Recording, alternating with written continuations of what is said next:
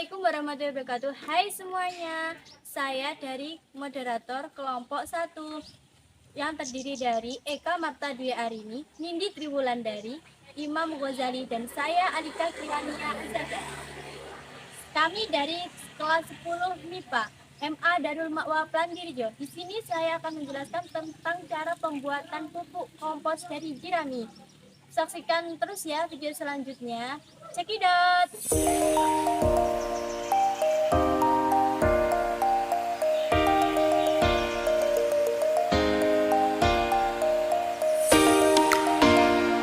Langkah yang pertama yaitu mencari bahan-bahan. Bahan yang pertama adalah jerami. Jerami merupakan salah satu limbah pertanian di Indonesia yang pemanfaatannya belum maksimal. Jerami padi dimanfaatkan untuk diolah menjadi kompos. Pengomposan jerami padi bertujuan untuk meningkatkan unsur hara tanah. Assalamualaikum warahmatullahi wabarakatuh. Perkenalkan, nama saya Siti Rosanur Islami, perwakilan dari kelompok 2, dan ini ada rekan saya. Perkenalkan, nama saya Kemarta Duarini, perwakilan dari kelompok 1. Sekarang kita berada di tempat kantor Balai Penyuluhan Pertanian yang berada di Jalan Nawangan, Desa Ngadirejo, Kecamatan Widang. Oke guys, langsung saja kita temui salah satu pegawai yang bekerja di kantor tersebut untuk kita wawancarai. Ikutin kami terus yuk.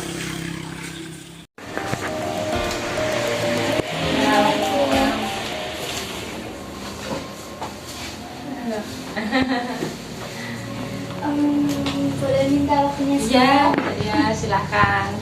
dengan siapa? Nama saya Bu Vida sebagai koordinator Balai Penyuluhan Pertanian Kecamatan Widang. Panggil saja Vida. Di sini kita mau wawancarai jenengan Ye.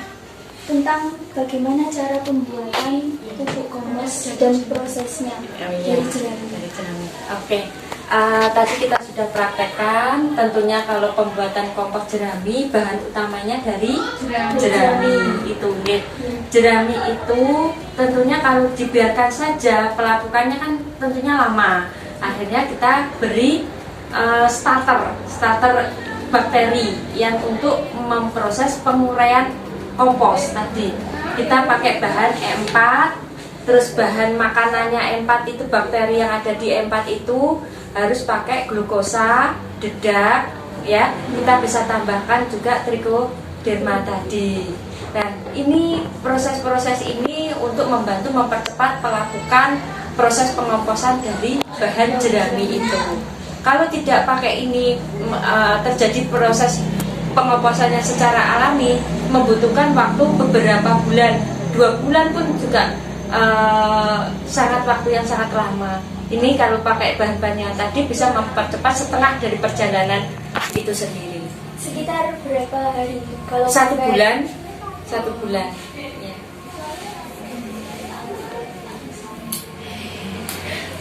Cara penyimpanannya harus di tempat yang Ya. teduh. Setelah proses pengomposan, tentunya pupuk kompos itu proses pembuatannya tidak boleh terkena hujan, tidak boleh terkena sinar matahari. Sebaiknya di atas ada naungannya gitu. Jadi dia terhindar dari 2 itu tadi, aman. Kalau terlalu panas itu juga nggak jadi ya? Iya, ya jadi. Jadi bakteri yang ada di proses pengomposan itu, dia itu sangat peka sekali dengan sinar matahari sama hujan. Hujan kalau misalkan terlalu lembab juga akan mempengaruhi kerja bakteri itu tadi, seperti itu. Kalau panas, terlalu panas ya mati bakterinya. Jadi harus tempat yang lembab. Iya, naungan, di bawah naungan saja. Kan kalau ada dapur yang sudah nggak kepakai kan luas, ada Iya. atapnya itu Betul, bisa. bisa. Yang penting pada proses pembuatan pupuk itu tadi ditutup rapat, ya, ditutup rapat biar cepat proses pelapukannya. Dan itu, apakah perlu diterapkan di tanaman untuk mengetahui indikator keberhasilannya? Oke, tentunya kalau di tanaman kan perlu yang namanya kompos, tidak hanya tanah saja. Kalau sudah kompos jerami ini jadi, otomatis akan dicampur dengan tanah sebagai media tanam. Perbandingannya 1 dibanding 1. Jadi tanah misalkan 1 timba, kompos jeraminya yang sudah jadi itu juga 1 timba. Itu nanti dicampur jadi 1 untuk media tanam.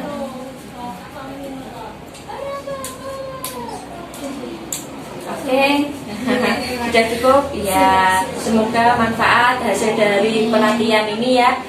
Kami harapkan juga adik-adik bisa menerapkan, menindaklanjuti yang ada di sekitar lingkungan, meskipun di sekolah, meskipun di rumah, seperti itu ya. Kita bisa memanfaatkan bahan-bahan alami yang ada di sekitar kita yang mudah didapat, akhirnya menjadi nilai tambah yang bisa kita manfaatkan, kembalikan lagi ke haknya, ke tanah. Oke, semangat. Terima kasih. Yuk, sama-sama. Dan selanjutnya proses yang pertama, kita potong-potong jerami agar cepat proses pengomposannya. Dan jerami yang digunakan harus dalam keadaan kering. Selanjutnya, ratakan jerami yang sudah dipotong-potong di atas terpal yang sudah disiapkan. Selanjutnya kita meracik bahan-bahan yang diperlukan, yaitu air, E4, molase, dan trichoderma.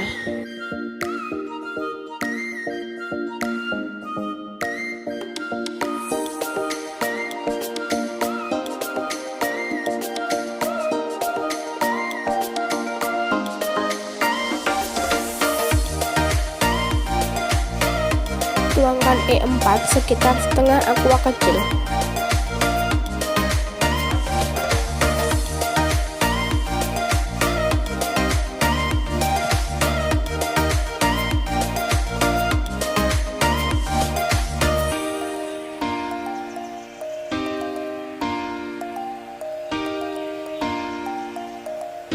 Lalu tambahkan 2 sendok makan trichoderma.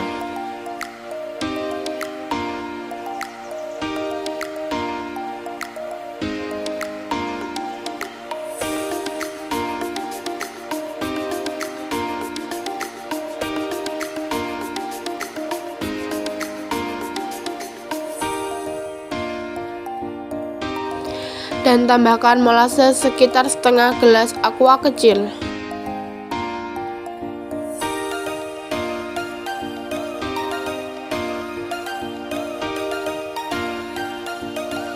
Setelah semua bahan dimasukkan, aduk hingga merata.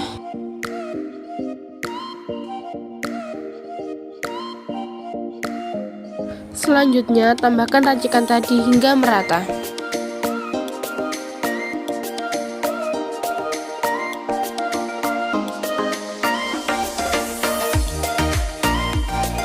Selanjutnya, aplikasikan dengan merata dan pastikan jerami sudah lembab.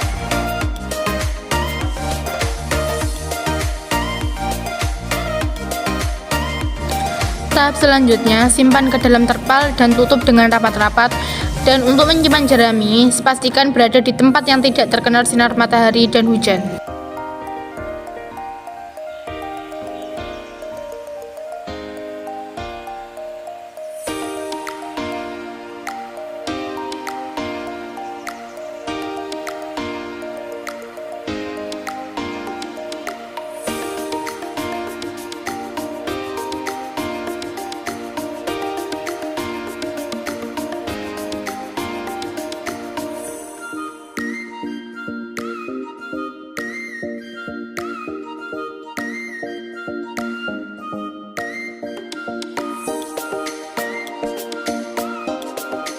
Nah guys, setelah kompas jadi, selanjutnya kita masuk ke dalam proses penyaringan.